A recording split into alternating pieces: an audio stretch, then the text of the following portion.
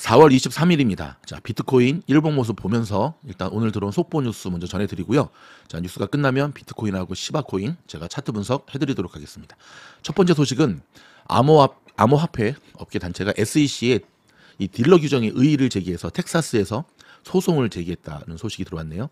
자, 두 개의 암호화폐 산업무역협회는 화요일에 SEC를 고소하여서 증권의 딜러로 간주하는 것에 대한 규제 기간의 해석을 확대하는 새로운 규칙을 차단해 버렸습니다.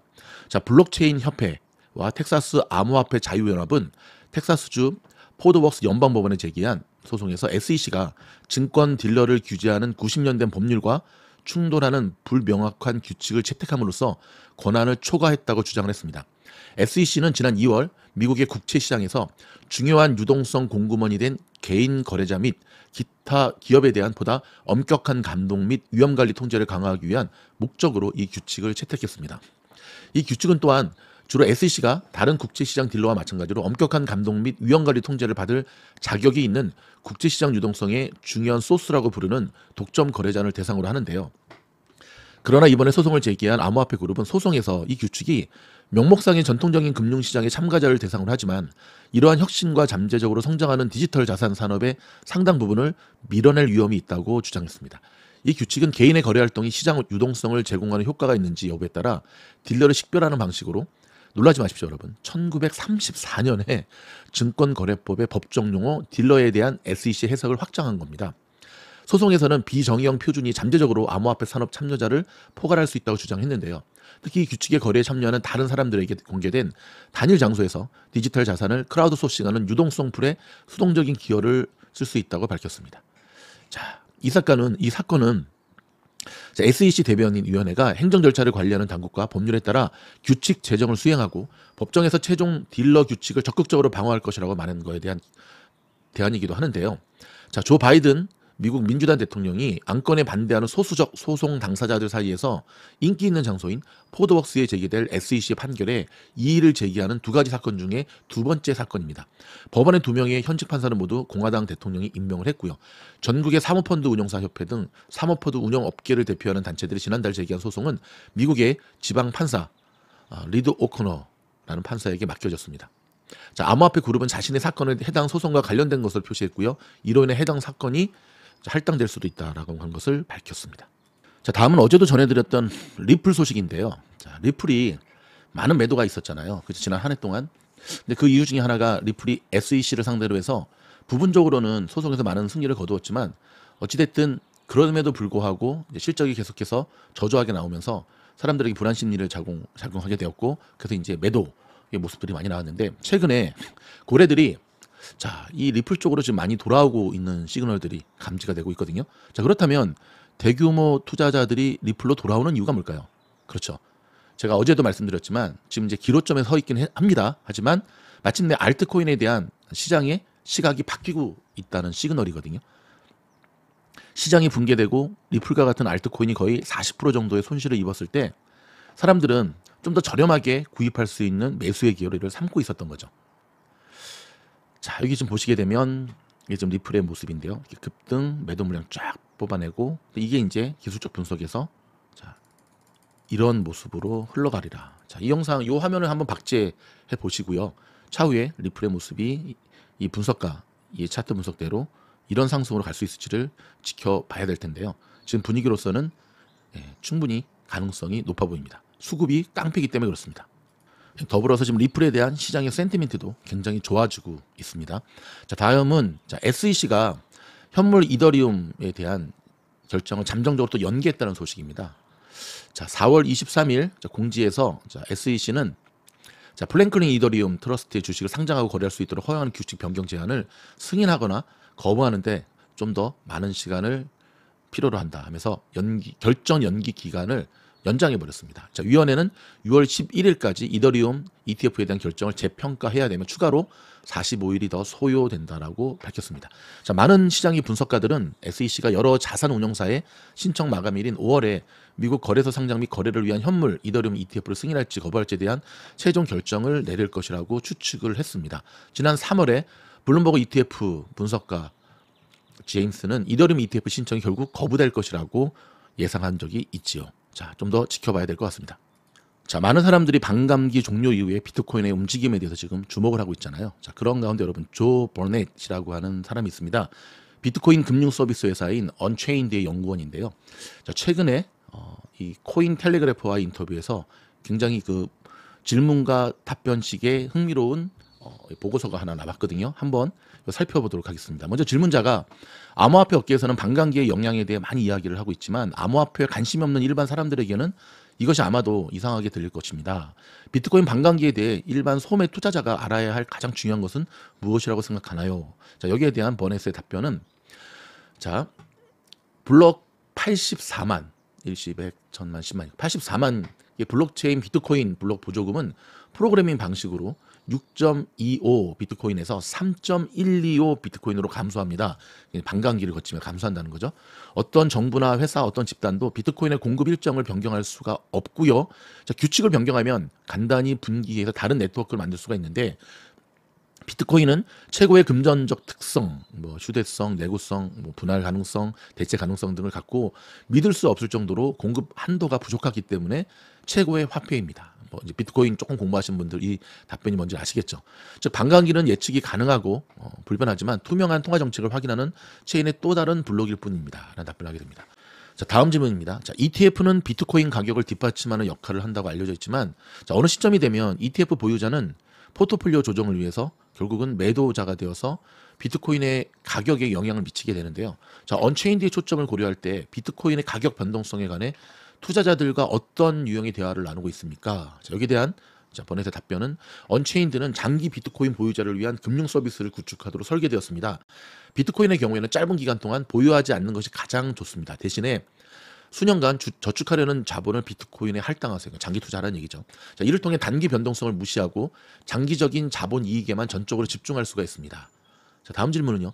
많은 분석가와 연구자들이 가격에 대해 이야기하는 것을 좋아하지 않는다는 걸 알고 있습니다. 하지만 사람들이 알고 싶어하는 것은 가격입니다. 자, 데일에 따르면 비트코인의 가격은 반감기에 앞서 포물선을 그리지만 여기에서는 사상 최고치보다 10% 이상 하락했습니다. 자, 이러한 자변한 사이클 이론에 대해 어떻게 생각하며 반감기를 앞두고 비트코인 가격이 급락한 이유는 무엇인가요? 답변입니다. 자, 이것은 실제로 비트코인이 반감기 전에 사상 최고치를 경신한 첫 번째 주기입니다. 자, 코인 텔레그래프 한번 제가 차트 모습 보여드리겠습니다. 자, 이거 좀 보시면서 계속 이어가겠습니다. 현물 비트코인 ETF가 반감기 전에 가격 상승에 결정적인 역할을 했을 수도 있지만 반감기 이후 약 18개월 역시 긍정적인 가능성이 높아 보입니다.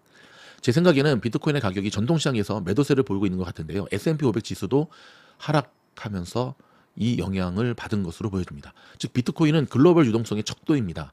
매크로 조건이 강화되면 비트코인은 어려움을 겪게 되는데요. 조건이 완화되면 비트코인이 이익을 얻을 것이죠. 장기적으로는 더 많은 달러가 창출될 것이며 비트코인은 가장 빠른 이 화폐입니다.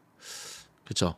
여기에 이제 한 가지 더 덧붙이자면 중동의 지정학적 리스크도 한몫했죠. 자, 다음 질문은 당신은 왜 그렇게 비트코인 강세론자가 되셨나요? 최근 당신은 투자자들이 여러 가지 이유로 자신의 부가 녹아내리는 것을 보고 있다고 말했습니다.